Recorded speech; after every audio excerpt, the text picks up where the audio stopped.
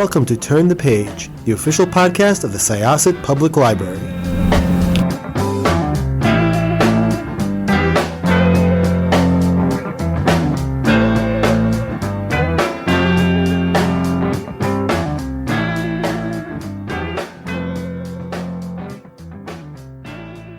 Hi, welcome to Syosset Library's Turn the Page podcast. I am your host today, Jessica, and I'm here with the author of many, many things. But today we are going to be talking about Asylum Hotel by Juliet Blackwell, which combines a lot of interests of people. It's a bit of a thriller. It is a ghost story. It involves an abandoned hotel from the 1920s, I believe. Right. Yes. Yeah. And it's a really good, scary read. So, welcome, Juliet. Why don't you tell us a little bit about yourself and about Asylum Hotel? Well, first of all, thank you so much for having me. I'm always thrilled to talk to librarians and library patrons. You all make the world go round as far as I'm concerned. So Asylum Hotel is, as you said, it's a little bit of a lot of things. I guess they're calling it genre blending. It's the main character is Aubrey Spencer, and she's an architect who's sort of had a bit of a disaster at work, and so she's taken a little time off, and her hobby is photographing abandoned places. So she kind of stumbles across this big old hotel from the 1920s in the mountains, in the hills off the coast of Northern California, which is where I'm from. And she blatantly trespasses, and goes in and finds a fellow trespasser there Demetri Petrov, who is actually, he's hoping to get a series with Netflix about abandoned places. So sort of a kind of an offshoot of, he's not a ghost hunter, but he's just thrilled with exploring these abandoned places. And they get along quite well. And then something tragic happens. And so then Aubrey is kind of sets out to figure out what happened and why. And through that, of course, she has to go back and revisit the mansion and try to dig up its past and what's happened there. And she gets to know some of the locals and hears the stories about the mansion, about the hotel. And yeah, so it goes from there. So I believe the term urban exploring, is that still used when we talk about trespassing on, Yeah. it's it sounds a little bit more legitimate when you call it that. But Right. I recall back when I started becoming interested in abandoned places and looking at pictures of them, people would call themselves urban explorers. Right. Or urbex for short. Yeah. Urbex, yes. Yeah. I've seen that. Yeah. How did you get interested in this topic and the story just in general? I've always been fascinated by abandoned places as well. And I love old homes. I live in a very old home, well, very old for California. It's from 1911. And it's big and it's a little bit spooky. And, there are kind of curious creaks and things every once in a while. So I've always loved the old antiques, anything old. I just love the sense of history being carried in these objects. And I feel like there is history there. I feel there's some sort of human resonance, whatever you want that to look like, whether it's explicitly a ghost or just the sense of people having lived there before. So I've always been attracted to that. And you're right. It's so funny. When I was researching this book, I actually interviewed a fellow who does a lot of exploration of abandoned buildings. And he told me, I actually did not know about this history. It's a fascinating history in San Francisco, there was a group, I believe, formed in the late 60s, very early 70s, called the Suicide Club. And it wasn't about suicide. I think my sense is they called it that just for the shock value. It later kind of morphed into something called the Cacophony Society. And it was during that time of a lot of exploration, I think, in the society and spiritualism and that sort of thing. And so it was a group of people who really wanted to push people to see things differently and to kind of get out of their everyday rut, I guess, and to kind of explore new things. So they in San Francisco anyway, they really promoted people like exploring the sewer system. There's actually a sewer system in San Francisco with some tunnels that go out to the ocean. And it's said that in the past, people used to be sort of brought through there and then kidnapped and, put on ships and whatever. So they would explore that. And then they also started doing antics, like they would climb the Golden Gate Bridge or the Bay Bridge and kind of just make spectacles of themselves and sort of stop traffic. And the idea, again, was just that people would be brought a little bit out of themselves and look at things differently. And part of that, like sort of an offshoot of that, was this real urbex group that would go out and find abandoned houses. There are a lot of, you said that you've looked around, and yeah, you can find all sorts of things on YouTube. It's fascinating. Old abandoned farmhouses, asylums and hospitals, of course. And now more recently, people look at abandoned shopping malls. I mean, it's just very interesting to kind of look Oh at them. yeah, that dead malls are a big thing now. Yeah. Before Yeah. that, it was abandoned amusement parks were also very big. Right. Yes, exactly. So pretty much anything you could think of for like a Halloween themed party, I think, an abandoned place that may or may not have ghosts or zombies or something crawling around it. So that's how I first got interested in the idea. And then I really wanted to set something. I'm from Northern California, and there's just such a beautiful north of San Francisco. If you go up a few hours north, it's a gorgeous stretch of coast that not a lot of people know about. Most people don't go very much farther north than San Francisco, and it's a very rugged coast, a lot of cliffs, a lot of huge boulders. It's very beautiful, a lot of small towns and kind of old fishing villages and that kind of thing. So I really wanted to set something up in that area. I just thought it was so evocative with all of the wildlife and redwood groves and the raging sea. It's very, to me, it's just it's a place deep in my heart. And so I wanted to set something up there. And just for the sake of everybody to know, there's no actual hotel to explore up there, abandoned hotel. I did make up the hotel. Yeah, So, I was actually curious. So the Hotel Sebring is this hotel that both Aubrey and Demetri, who's the YouTuber, meet at.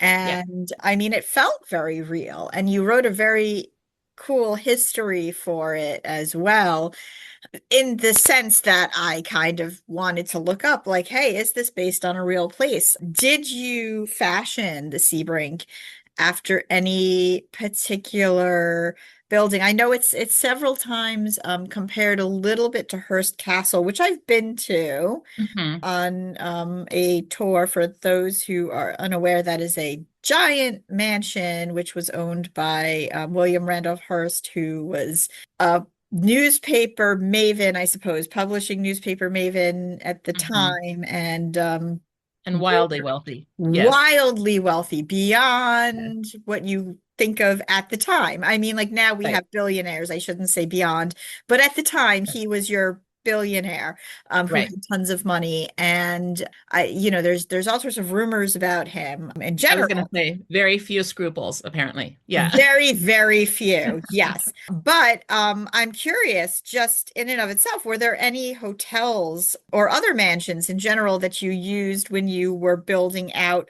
both the history of the Sebring, but also just the whole vibe of it? Yes, yes. I mean I did stylistically I had the Hearst Castle in mind, although the hotel would not have been as big. Hearst Castle is much bigger than an average hotel, as you probably know. So I had that in mind stylistically, and also a little bit in terms of the man who built it was a bit, in my mind, was a bit William Randolph Hearst-esque, as just being kind of an unscrupulous guy who made a lot of money and then got involved in Hollywood during the golden age of Hollywood. So there was that. And then there's also a hotel in Texas called the Baker Hotel, which is really fascinating. If you've never heard of it, it's very, I have not visited it yet, but I looked it up, and there are a lot of really interesting interviews actually about people, elders who remember it when they were kids, and the people used to come to visit. And the Hotel Baker has claimed to have water that could cure you. So you could come and have a water cure, which was very popular back in the 30s. People believed that certain kinds of mineral waters would cure whatever ailed them. So I want to say Fort Baker. I don't mean that. The Hotel Baker was really a wonderful sort of model and really fun to kind of look into more thoroughly. I have family in Texas, and I keep claiming I'm going to go down and visit and see the place. And then the other big inspiration is called I'm blanking on the name. It will come back to me. It's the McMenamin brothers. I don't know if you've ever heard of them. They're in Oregon. They take all sorts of very old buildings, churches, schools, all sorts of things, and make them into hotels and pubs. They're really, really fun. So you can find them in Portland and in that whole area. Whether you like beer or not, it's worth going. They're old places, and then they usually hire a bunch of artists to go and paint everything and make it very cool and very fun. So they have a place in Troutdale, which is about half an hour from Portland. Oh, the Edgefield is what it's called, Hotel Edgefield. And it's a big old place that was once a poor farm. So it was once a place where people went for refuge when they no longer had any money, before we had any sort of social safety net in this country, which who knows, we might be going back to, just saying. And some of these poor farms had a very awful reputation. Some were okay. But the people who entered them usually signed away their worldly goods and apparently signed away a lot of their rights as well. And they were often women or vulnerable people, sometimes people who were mentally ill or had been, were different in some way, were sort of stashed in these places. And the idea, theoretically, they were supposed to work on the farm and then grow their own food and also make some money that way and be cared for. And again, some places seem to have fulfilled that mission, and some places seem to be rife with abuse, because whenever you get vulnerable people together, there are always risks, I think. So the Edgefield is a fascinating place. It was once a poor farm, then it became a nursing home for a while, and then was abandoned. And then the McMenamin brothers went in and made it into a glorious hotel, and it's really wonderful. Very worth a visit. Even if you don't stay there, it's just really fun to visit. And they have the big old main building, and they made a little Scotch tasting bar out of the chicken coop, and all sorts of little outbuildings that they've made into really cool spaces. And they have events out there. It's really, really fun. So that was another big kind of inspiration for the whole thing.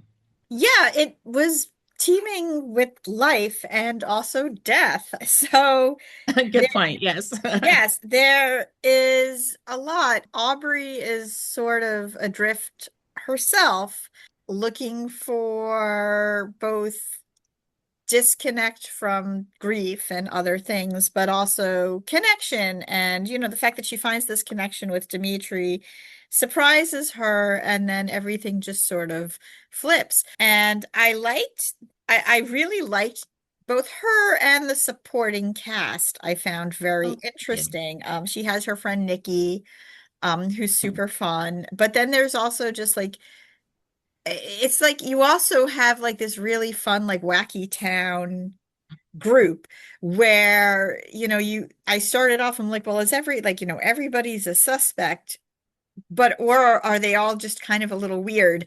And I liked it very much. That's funny. I like that. Crowd that you kind of just built out the characters, did they all sort of come together naturally, or did you experience them through Aubrey's eyes as she was experiencing them?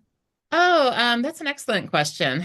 The friend Nikki is kind of based on a friend of mine, and I had been writing the story. I was probably about halfway through, and I thought, one of the things, especially with when somebody's trying to figure out a mystery, I like them being able to sort of bounce ideas off of someone. And I thought, I think she really needs somebody around also just for moral support, because she is, as you said, sort of adrift. So I liked the idea that her friend would arrive to sort of support her when she at one point in the book she feels rather threatened and her friend shows up. And yeah, so that was kind of, I guess it was sort of, Aubrey probably compelled me to add a character like that. And then a lot of the townspeople, I do spend a lot of time up in Gualala in the little town, and have gotten to know some people, and they are a little quirky. It's not 100%, of course, but it's a rather isolated area. There's only basically one road in and one road out, and the road closes if there are bad storms and that sort of thing. So they're very independent, very resilient, very they look out for neighbors, that kind of thing. And it has this interesting past as well, as it was once a Russian fishing village. There was a big Russian settlement in the area. So yeah, so I sort of very loosely based some of the characters on some of the people I've met and hung out with up there. The local legends in general also felt very, very real and very just sort of grounded in things that you would hear. Mm. What do you think, like, as far as like, even just abandoned places and just local ghosts, the appeal, and especially just, when you were writing Aubrey, how you felt that she would be drawn to these things?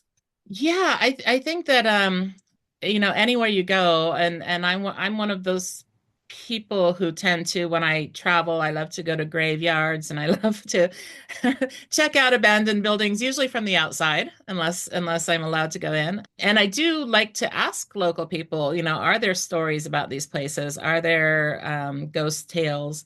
There's got to be a ghost tale about a lady in white in just about every town in this country for some reason. A woman in a white Oh, gown is what's up with that? it's a standard, right? You see it everywhere. We have one here in Fremont, and Fremont is not what you'd call a little quaint sort of place where you'd expect ghost stories, but there's a lady in white ghost story in Fremont. So, I think that I was attracted to that idea too, that I think, just as I was saying, that I really enjoy sort of the resonance of the humans who have held old objects or lived in old places. I think a lot of people feel that way. They whether they like it is a different story. I mean, some people want nothing to do with ghosts, but there are a lot of hotels now that flaunt the fact that they might be haunted, because there are enough people who are actually very interested in that sort of thing. So I think that there's maybe something human about wanting to connect with people from other centuries, with people from our past, that we want that sort of connection. And I think, I don't know. I don't know quite what the psychology is behind that, behind who believes. And I mean, some people are true believers, some people are not. But I think most people are interested, Yeah. whether they believe or not. I mean, and I think it worked really well for the story, which was kind of haunted in and of itself, because when you are sort of in a position that Aubrey was in, you are looking for some sort of connection and meaning. And I think that was also one of the things that draws her to Demetri, just sort of his view on everything. Yes. But yeah, I mean, like, I really just liked the vibe of the book was really good. It was really creepy. The pacing was really good, and the characters were really, really good as well. Oh, well, thank you. I truly appreciate that. I truly appreciate that. As writers, I think a lot of us, I shouldn't speak for all of us. I tend to be a little bit of a a bundle of insecurity. Like I'll think, whenever I come up with an idea for a book, I think, oh, this is a great idea. And then I start writing, and then I get about halfway through, and then I'm like, oh, this isn't working. Is this working? I don't know if it's working. And then I'll have friends read for me and tell me if it's working or not or whatever. But you never really know. And so you never know until a book actually gets out into the world. You never really know how it's going to be accepted. So I appreciate that, especially from a librarian. That means a lot. Oh no, I really mean it. And I'm curious, did you have anything, are you like a heavy plotter? Did you have anything that really surprised you? No spoilers, but like a character that sort of popped out when you were writing it, or, something, did something kind of take you by surprise? Things always take me by surprise. I will say that. I'm not a huge plotter. I usually have a very broad strokes of an outline, so kind of very broad plot points. When I've tried to plot things out really well, I find that my writing becomes very stiff because I'm just concerned about getting to the next point on the graph. And I don't enjoy it as much because what I really, really, really love about writing is letting that creative force go wherever it's going, and you never know where it's going to go. So it's really fun for me to kind of let the characters set the pace themselves and react in the way that they do, and that for me is really, really fun to sort of see that happen. And in terms of this book, I think the character that sort of surprised me was a young man that she meets also at the abandoned hotel, who originally was going to be just kind of a really wretched fellow. And then he turned out to be kind of interesting. I mean, he's not a good guy, but he's also not, he's kind of he just had a different manner than I had expected. It's funny because I really had meant for him to go a different way, but then he had a little banter and he kind of made his way in. So it was funny. He's just a side character in the book, but I enjoyed him. Are you working on anything else at the moment? I am. Unfortunately, it doesn't have a title yet. I'm terrible at titles. I'm really bad at titles. So my editor and I were just knocking some around this morning and trying to figure something out. But it's set in Monterey here in California as well, Monterey is sort of south of San Francisco, a couple hours south. But also on the coast. And Monterey is actually the oldest, official city in California. It's a very old place, and it was established. Obviously, there were indigenous peoples who lived there, and then the Spaniards came in, and then various people came in through the gold rush and that sort of thing. So it was a big melange of cultures and people for a very long time. And it has a very rich history and a lot of ghost stories down there. Lots and lots of ghost stories. And I spent the night at the Monterey Hotel and learned about their ghosts. They have a resident ghost named Fred, which I think is an excellent name for a ghost. And it's funny because the workers there actually keep a little shrine to Fred and put out some cigarettes and whiskey and chocolate and things to him. So there's that. But the whole town is kind of a little bit haunted.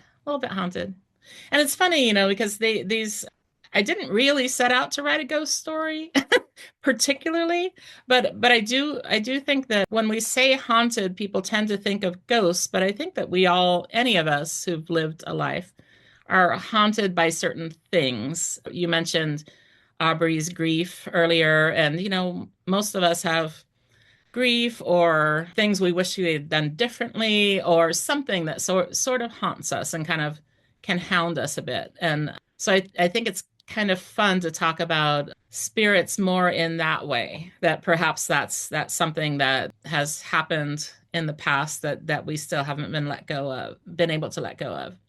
And so yeah, the one in Monterey there's a woman who's a professor of history, and she actually the history that she digs into, her specialty is the history of things like witchcraft and ghosts and the undead. And she's having very hard time getting accepted by her colleagues, who don't think it's a serious area of work. And then she, of course, gets embroiled in something going on in Monterey. So that's the next one. Thank you. I'm looking forward to it. Check out Asylum Hotel, which is out now. Your local bookstore, Yeah. or your favorite, I should say your local library or your favorite bookstore. There you go. Yes. Vice versa. And yeah, looking forward to what's coming up. Thank you so much, Juliet. Thank you so much for having me. Truly, this was a pleasure. We are going to close this chapter of Turn the Page. It's time to close this chapter of Turn the Page. Join us for the next episode.